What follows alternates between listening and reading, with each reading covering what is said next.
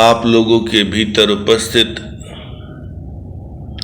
शिव चैतन्यता को प्रणाम करके आज की शिव ध्यान साधना प्रारंभ करते हैं। भगवान शिव अनादि है, महायोगी है और जगत में जो कुछ भी दृश्य अदृश्य है वह भगवान शिव की सत्ता से ही संचालित है। हम योग जीवनचर्या साधक संघ द्वारा आयोजित शिव ध्यान की साधना के सत्र में उपस्थित है। आज का पहला प्रश्न, गुरु जी भगवान शिव की साधना करने के लिए, ध्यान करने के लिए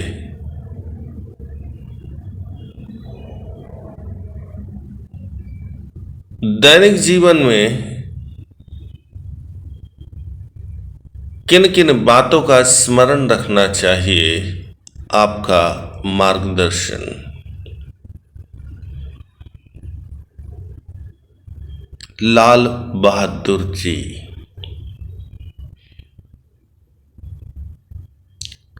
प्रिय शिव भक्त लाल बहादुर जी, भगवान शिव की कृपा पाने के लिए सबसे पहले शरीर के भीतर उपस्थित 9 दरवाजों पर आपका ध्यान होना चाहिए, स्मरण बने रहना चाहिए। शरीर के 9 दरवाजों की स्थिति परिस्थिति, खुलना बंद होना, कार्य प्रणाली को सदैव स्मरण रखना चाहिए। दूसरा उपाय, जब आप इस संसार में जी रहे हैं तब किसी व्यक्ति, वस्तु, विषय या घटना के पक्ष या विपक्ष में कोई भाव उठे उसे आरोपित न करने का प्रयास करते रहना चाहिए।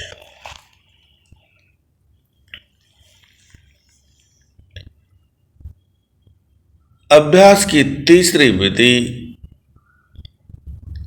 जैसे ही कुछ करने की वृत्ति उठे रुक जाए, जैसे ही कुछ बोलने को होए रुक जाए, जैसे ही कुछ करने की इच्छा हो रुक जाए। अर्थात कर्म से पहले कुछ देर रुकने की साधना और फिर कर्म करने की साधना करते रहने से शिव ध्यान की साधना अत्यंत सरल हो जाएगी।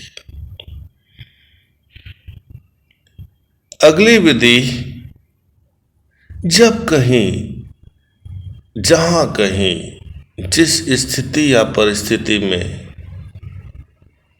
आप विश्राम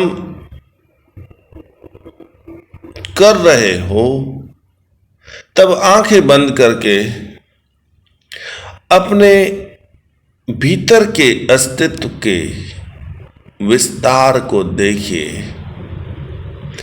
अपने भीतर के सच्चे अस्तित्व के विस्तार को देखिए। अपने भीतर के शुद्ध चैतन्य तत्व को देखिए।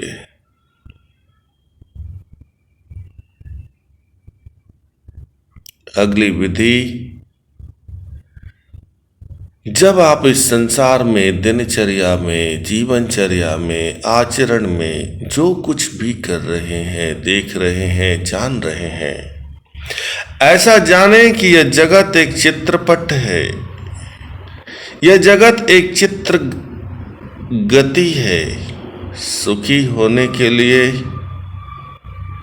उसे इसी भांति जानना है, तभी आप शिव ध्यान में सफल हो पाओगे।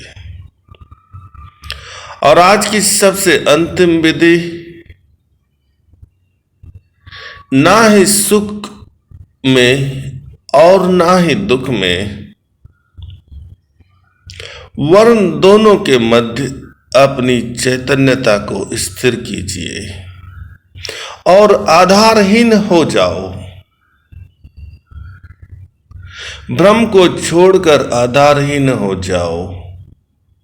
भ्रम का आधार छोड़ दीजिए, भ्रांति का आधार छोड़ दीजिए, मोह का आधार छोड़ दीजिए, लोभ का आधार छोड़ दीजिए।